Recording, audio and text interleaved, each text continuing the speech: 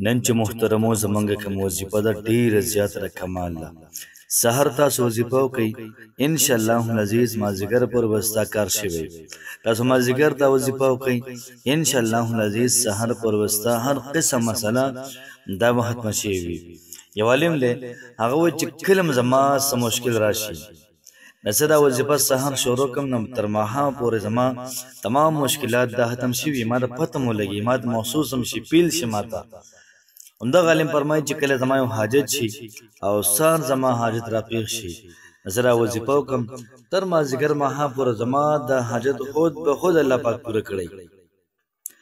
او که چېرته زه ماښام دا وظیفه وکړم، د سهاره پورې الله پاک زما حاجت دا پوره کړی. راځه محترمو، څومره بهترینه، څومره ناشنا وظیفه ده، بس په یو ورځ باندې ستا حاجت هم پوره کېږي او ستا مشکل هم دا ختمېږي.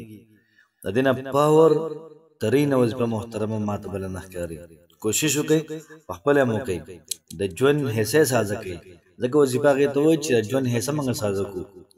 او ملګرو سره هم شیر کئ چې نور خلک هم داسې قسم له ذکر وکړي، وظایف وکړي، الله پاک سره تعلق ساز شي. چې کله تعلق ساز شو، بیا پلک جپک نه، دا چې کله بیا سترګې هم نسي طرف ته واړئ، الله پاک په هغې باندې فیصله کوي. محترمه دومره تعلق الله پاک سره پکار دی. بسم الله الرحمن الرحیم. شروع کوم د ډیر زیات بخونکي او د ډیر زیات مهربان رب په نوم باندې. زه ګواهي ورکوم د دې خبرې چې د الله پاک نه علاوه د عبادت لایق بل څوک نشته. نبی کریم صلی الله علیه و آله وسلم د الله پاک بنده او د الله پاک رسول دی. محترم مسلمانانو، نن چې کومه زموږ وظیفه ده ډیره زیاته عجیبه او ډیره زیاته ناشنا وظیفه ده، انتهایی مؤثر او انتهایی تیزترینه وظیفه ده. بس په ژوند کې پر ټرای کې تر پته ولګي چې څومره زوروره وظیفه ده، څومره زور شته دی. خو لیکن چې څومره کم سړی دا وظیفه کوي یا کم زنانه کوي، دا هم لږ زوروره پکار ده. دا سړی هم لږ زورور دا پکار دی. د الله پاک سره تعلقاتو کې ډېر زیات دی مخکې. انشاءالله العزیز تماشه کوئ، دا به لفظ د خولې نه ویلی، الله پاک ول دغه ستا کار دا محترمو کړی. په زړه باندې څه ارمان وي، الله پاک به د ارمان پوره کړي.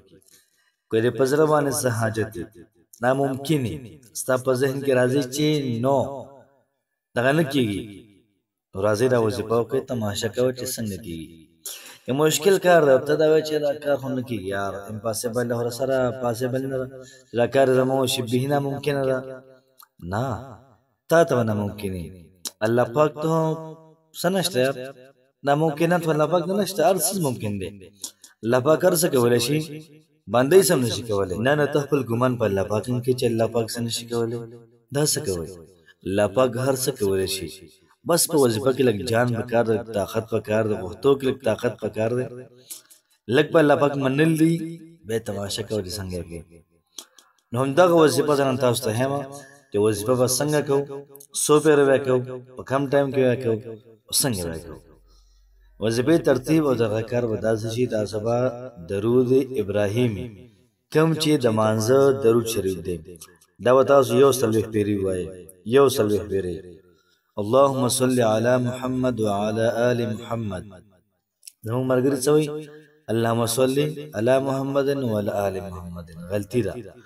اللهم صل على محمد وعلى آل محمد كما صليت على إبراهيم وعلى آل إبراهيم إنك حميد مجيد. اللهم بارك على محمد وعلى آل محمد كما باركت على إبراهيم وعلى آل إبراهيم إنك حميد مجيد. یو پیرا شو. دغه رنګې تاسو ورپسې به ووایئ 314 پیرې. حسبي ربي مربي.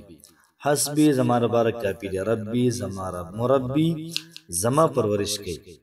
نو چې کله تا را وظیفه وکړله چې زما لپاره زما رب کافي دی، نو خامخا به ستا لپاره ستا رب کافي چې زما پرورش کوي، زما حاجات پوره کوي، مشکلات ماله ختموي.